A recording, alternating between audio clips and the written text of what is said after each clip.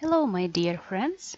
In the last video we described the nature of mind, intelligence, false and true self. Today we will immerse ourselves a little bit more in the nature of mind and we will see what are the functions of the mind. Mind acts in here and now and it accepts what gives pleasure to our five senses and it rejects what does not give pleasure to our five senses. Five senses, I mean our tongue, our nose, our ears, our eyes, and our sense of touch. In Sanskrit, these two functions called Vikalpa and Sankalpa. Sankalpa is accepting and Vikalpa is rejecting. However, mind has these functions of the mind has a historical meaning because when child comes to this world appears very dangerous to him, and he learned this world by his senses, and mind has to respond very fast in order to save the life of the child. But now we are all grown ups and we are still on the platform of mind. Let's see, in scriptures such as Bhagavad Gita, mind and five senses are described like a chariot. Five senses are five horses and they are really uncontrolled.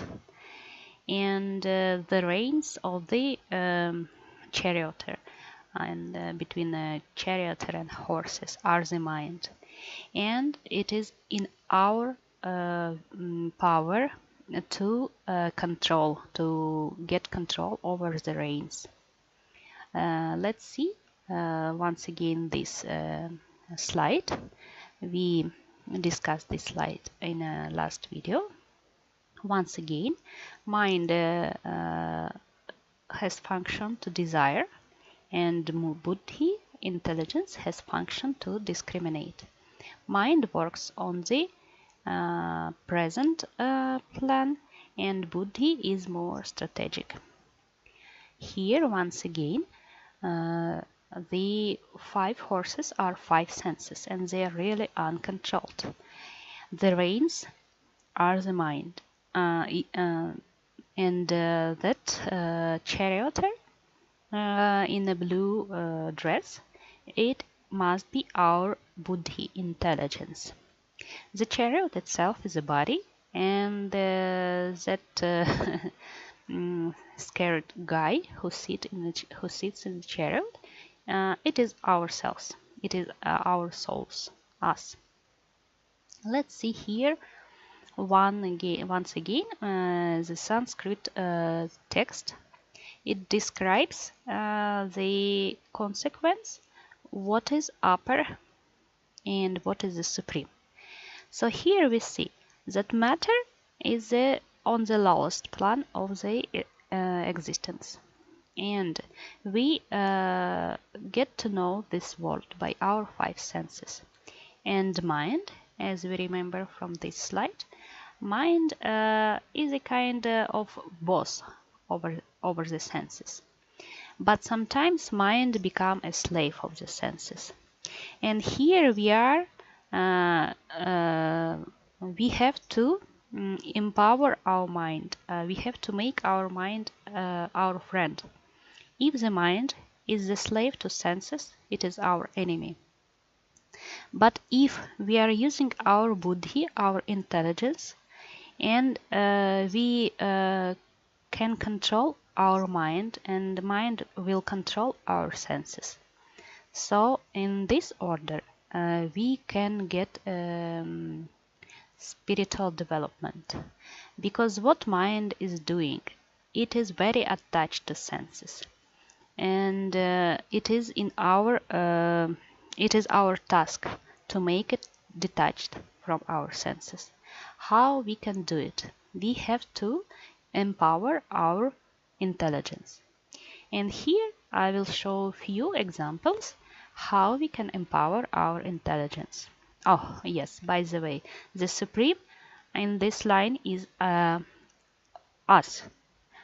This is the soul. The soul is a transcendental, and the dull matter is a material plane of being. Senses, mind, and Buddhi are subtle.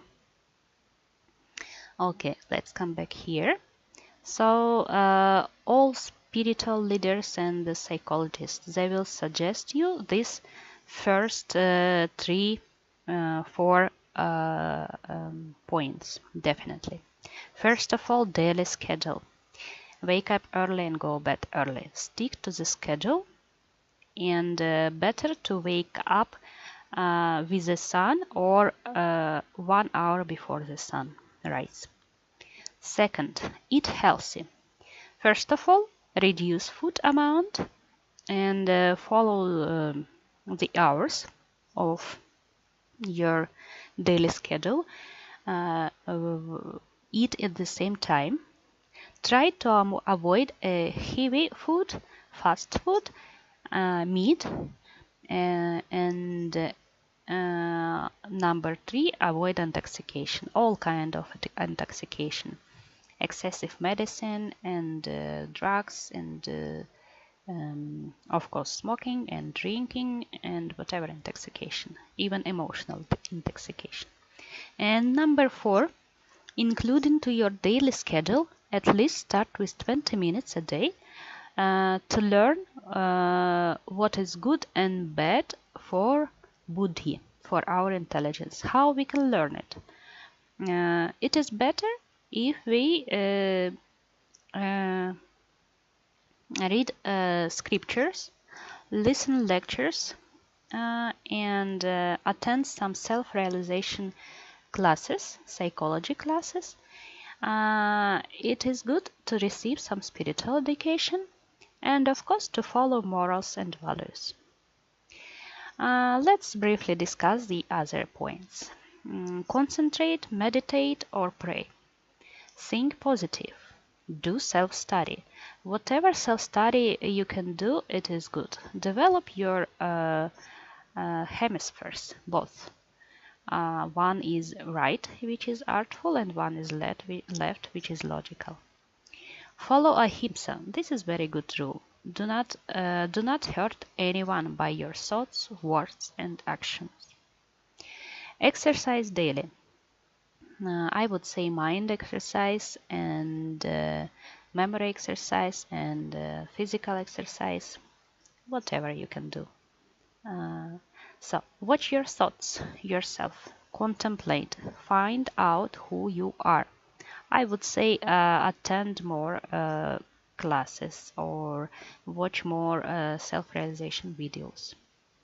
Do some spiritual practice. At least do self-hypnosis, or maybe listen some mantras, or do auto-training. Okay, next, keep pure style, pure body and pure thoughts. In the beginning it will be difficult, but if you stick to daily schedule and if you try to do it without interruption, you will get used to do it.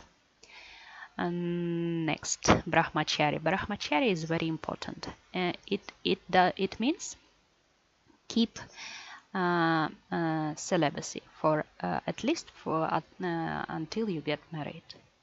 This is this rule empowers your mind, your buddhi, your intelligence, your memory, and it gives you a lot of power for self-development. Futile talking. Avoid futile talking and breathing exercise and reading scriptures, autobiographies, and helping others. Do some service for society, be generous, and whatever moral and ethic values you meet in your society, try to follow it. So today we discussed the nature of mind and how to empower your buddhi in order to control your mind and senses. I wish you good luck in this. See you next time in the next video.